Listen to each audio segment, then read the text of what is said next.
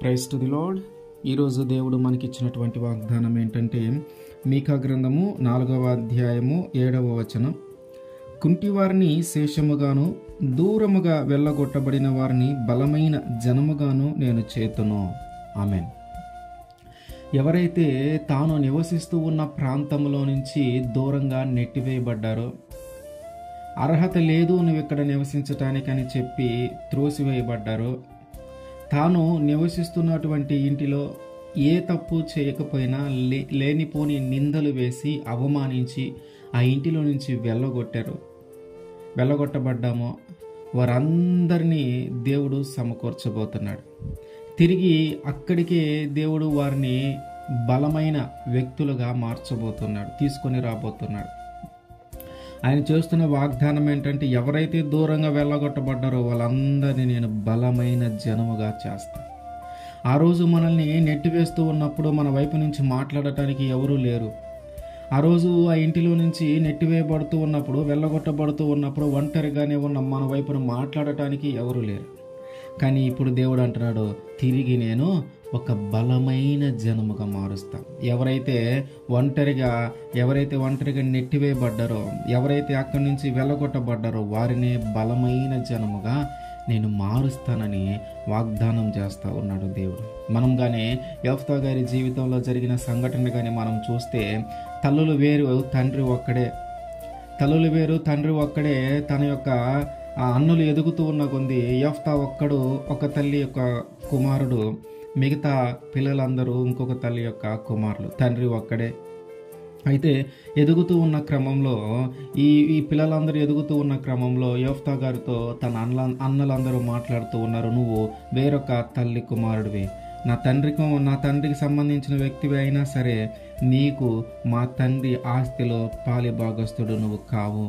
నా తండ్రికి సంబంధించిన దేనిలో మేము నిన్ను పాలిభాగస్తునిగా చేయము. మాతో ఉండుటకు నీకు అర్హత లేదు, ఈ ఇంటిలో నివసించుటకు నీవు అర్హుడవు కావు అని చెప్పి, ఆ తండ్రి కుమారుడుగా ఉండటానికి నీవు అర్హుడవు కాదని చెప్పి ఆ ఇంటిలో నుంచి వెళ్ళిపోయేలాగా చేశారు. వెళ్ళగొట్టబడ్డాడు, దూరంగా నెట్టివేయబడ్డాడు, ఆ ఇంట్లో నుంచి బయటకు త్రోసివేయబడ్డాడు.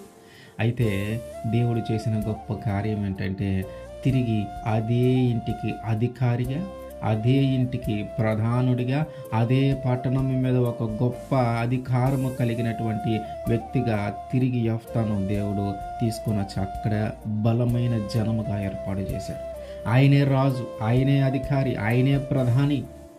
ఇంతకు ముందున్న తన పరిస్థితి ఏంటంటే, నెట్టివేయబడ్డాడు, త్రోసివేయబడ్డాడు, అర్హత లేదని చెప్పారు, నువ్వు మాతో సమానము కాదని చెప్పారు. కానీ ఇప్పుడు వాళ్ళే, నీవే మా మీద ప్రధానుడివి, నీవే మా మీద అధికారివి, నీవే మా మీద రాజువి, నీ క్రిందే మేము బ్రతుకుతాం అనేలాగా దేవుడు ఆయన జీవితంలో ఒక గొప్ప కార్యాన్ని జరిగించాడు. ఎట్లాగైతే యెఫ్తా గారి జీవితంలో నెట్టివేయబడిన వ్యక్తిని తిరిగి తీసుకొని వచ్చి బలమైన వ్యక్తిగా మార్చాడో, వెళ్ళగొట్టబడిన వ్యక్తి తిరిగి తీసుకొని వచ్చి బలమైన జనముగా ఎట్లాగైతే మార్చాడో, అట్లాగే మన జీవితాన్ని కూడా దేవుడు మారుస్తాడు.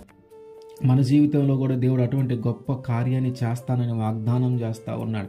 ఏ ఇంట్లో నుంచి నెట్టివేయబడినా, ఏ ప్రాంతంలో నుంచి నెట్టివేయబడినా, ఏ నివాసం యోగ్యమో కానీ ఏ నివాసంలో నుంచి మనము నెట్టివేయబడినా, ఆ నెట్టివేయబడిన ప్రతి ప్రాంతంలోకి తిరిగి మనల్ని తీసుకొని వచ్చి, ఆ నెట్టివేయబడిన ప్రతి ఇంటిలోకి మళ్ళీ మనల్ని తిరిగి తీసుకొని వచ్చి బలమైన జనముగా మనల్ని మారుస్తాడు దేవుడు.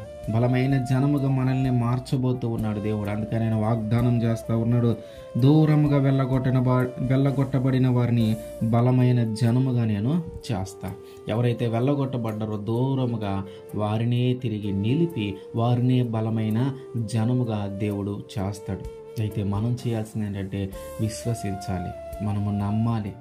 ఎప్పుడైతే మనం నమ్ముతామో దేవుడు మన జీవితంలో దీనిని జరిగిస్తాడు. ఆమేన్.